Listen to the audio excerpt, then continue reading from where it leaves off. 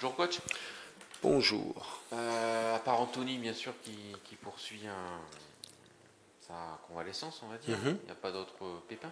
Non, au jour d'aujourd'hui, en ce jeudi, tout le monde est sur le pont. Où est-ce qu'il en est justement Anthony? Il a été déplâtré là C'était pas un plâtre, hein, c'était une attelle, je crois, mais je crois qu'il est toujours immobilisé. Donc il fait beaucoup de travail du haut du corps, etc. Mais pour l'instant, les appuis sont pas. Faut faire encore attention. Ça suit son cours, quoi. Ouais, ça suit son cours exactement. Après un tel festival, le plus dur, on dit souvent que c'est le match d'après peut-être. On crame peut-être une petite décompression.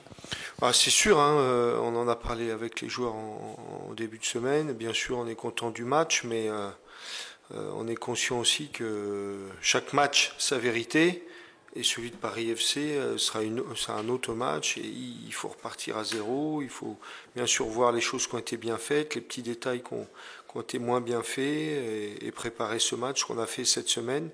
Mais c'est vrai, le but, c'est quand même de rester, voilà. On est content Auxerre, mais c'est derrière nous, c'est fini. Paris FC, c'est autre chose. Il faut qu'on reste, bien sûr, extrêmement concentré et bien se préparer. Le travail peut-être encore un peu plus psychologique cette semaine, dans le sens où il faut lutter un peu contre l'euphorie ambiante, non? Oui, mais bon, ça a été, tout le monde était content. Le fait que nous, on a une bonne coupure le dimanche, on reprend le lundi, on a vraiment l'impression de tourner la page. Une fois que le débrief est fait avec l'analyse vidéo, on se projette sur le prochain match. Et c'est vrai que c'est une semaine où on a quand même plutôt mis beaucoup d'intensité, mis beaucoup d'impact pour pas qu'on soit dans la facilité. On a essayé de se mettre dans le dur. Justement, il y a les records aussi qui s'enchaînent, tout ça, donc ça fait partie, c'est dans la même idée. Il faut dire, bon voilà, les records, les statistiques, c'est une chose. Bon, là, on est bien dans notre. Ouais, c'est vrai que les records, c'est pas trop notre truc. Mais gagner le prochain, c'est vraiment notre obsession. Ouais. Et on va y aller step by step. Est-ce que un joueur titulaire qui met 2 buts, on peut le mettre sur le banc le match suivant? Bah, c'était une de mes causeries en tout début de saison, en expliquant que j'avais un effectif de qualité euh, à ma disposition et que ma méthode de travail, c'est justement ça, c'est-à-dire que j'utilise les joueurs en fonction des besoins de l'équipe adverse et comment on doit être. Et on peut très bien n'avoir jamais fait une minute comme Steve Emway et se retrouver titulaire. Et on peut très bien avoir fait un bon match titulaire et se retrouver sur le banc ou voire même en dehors du groupe. Donc c'est quelque chose dont j'avais évoqué durant la préparation, que je réévoquais après, mais c'est une possibilité. Moi, ce qui est plus important, c'est le meilleur 11 de départ et qu'on certainement, comme contre Auxerre, on va jouer ce match-là à 16. Donc vous nous dites qu'une place de titulaire, ça Tout se est possible. joue aussi bien la semaine d'avant le match, la semaine d'entraînement. Ça dépend aussi du contexte de l'adversaire, domicile, Voilà, extérieur. il y a beaucoup de paramètres, et puis après, je mets le 11 de départ qui me semble plus judicieux pour ce match-là, en tenant compte du dernier match, de l'entraînement et du prochain. Sochaux est toujours là, un point derrière. Ajaccio a vu troisième. Ça l'enligne pas non plus derrière. Ouais. Même si on sait que c'est d'abord important. Ce qui est le plus important, c'est vos résultats. Non, et ça nous pousse aussi à dire voilà que ce qu'on fait c'est bien, mais les autres font très bien aussi. Donc il faut qu'on maintienne la cadence parce que derrière ça lâche pas. Donc c'est peut-être ça forcément ça nous embête. On aimerait les voir décrocher, mais c'est peut-être quelque chose qui va nous rendre service pour nous obliger à être meilleurs à chaque fois.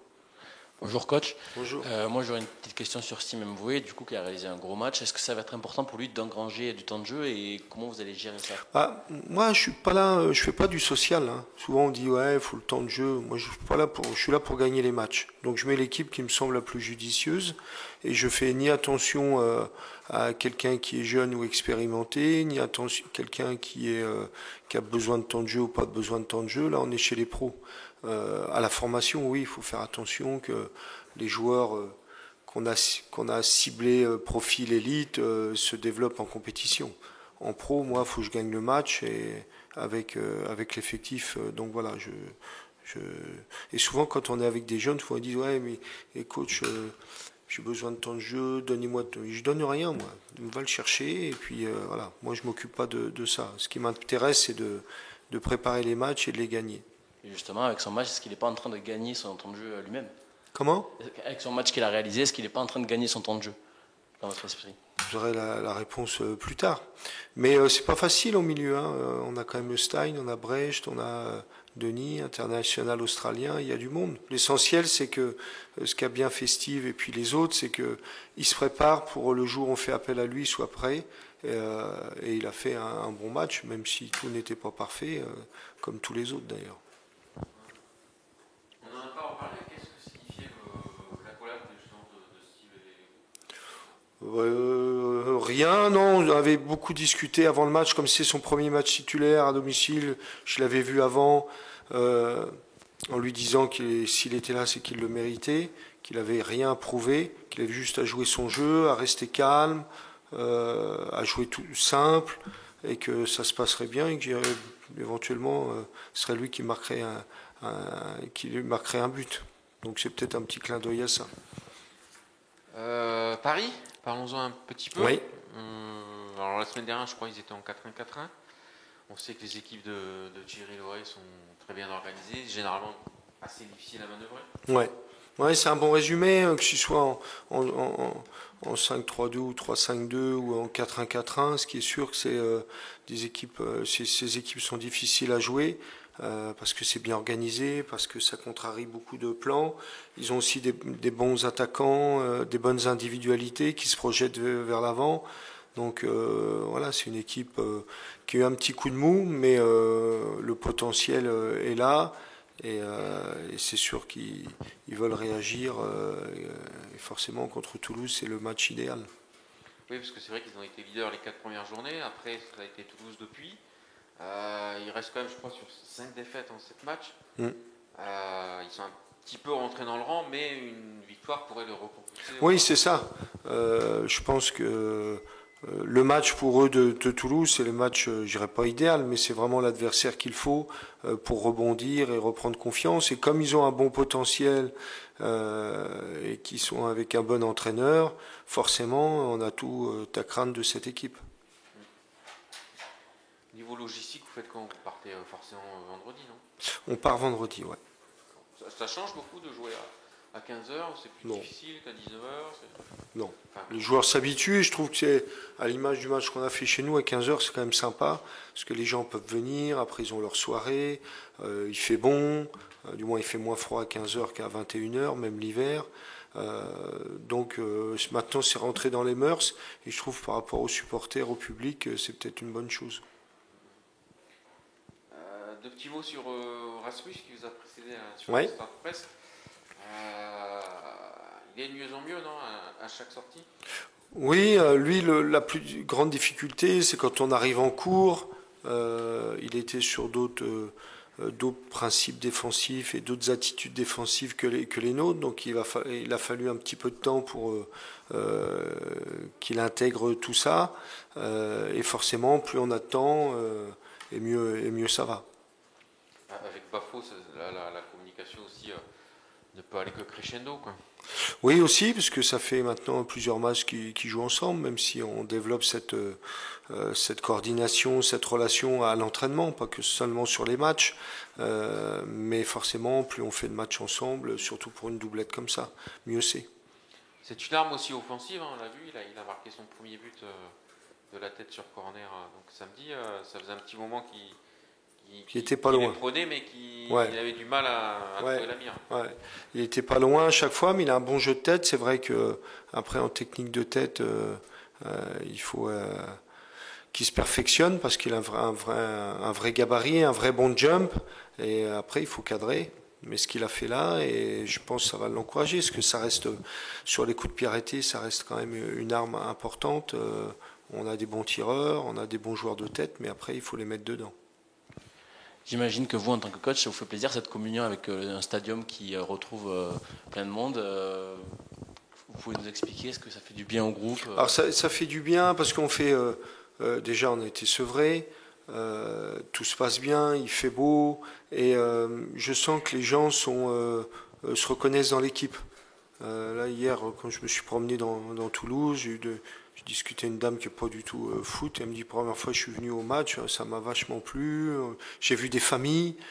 C'est marrant de discuter avec les gens qui viennent au stade ou les supporters, mais elle me dit j'ai vu des familles, ça fait plaisir. Parce qu'on nous montre le foot, un peu les ultras, Nice, etc.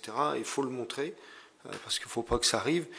Puis il faut montrer aussi quand ça se passe bien, quand les gens sont bien, qu'ils vont en famille, qu'ils fêtent ça, que derrière c'est la fête, pendant le match et derrière.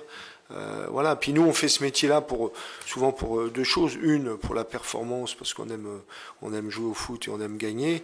Et puis deux, on a quand même un métier qui est plaisant, où on peut faire plaisir aux gens. Donc ça fait toujours partie de nous. Donc forcément quand on voit les gens heureux, bah nous ça nous rend, voilà, on partage. Coach, est-ce que d'une manière plus générale, après une semaine comme celle qui vient de se passer, un résultat comme ce 6-0, est-ce que c'est finalement plus facile de maintenir le groupe concerné et d'aller à l'entraînement avec un état d'esprit encore plus positif? Alors l'état d'esprit là positif, bon nous il était déjà très positif. Alors on ne sait jamais si c'est la bonne ambiance qui amène les résultats ou les résultats qui entretiennent la bonne ambiance. Je pense que c'est les deux qui se nourrissent mutuellement. Pour un entraîneur, les matchs après 6-0, on n'aime pas trop, quoi. Parce qu'on a toujours peur qu'inconsciemment, forcément, qu'il y ait un relâchement, qu'on se sente inconsciemment meilleur, invincible, alors que c'est pas du tout le cas. On l'est que si on fait ce qu'il faut sur le terrain.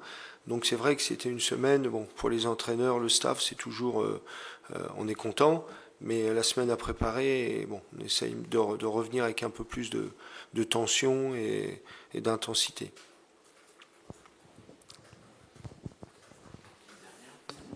Je fais un peu de rétro-pédalage là, mais donc on l'a dit, à part Anthony qui n'est pas disponible, tout le monde est là, tout le monde est en forme. Oui.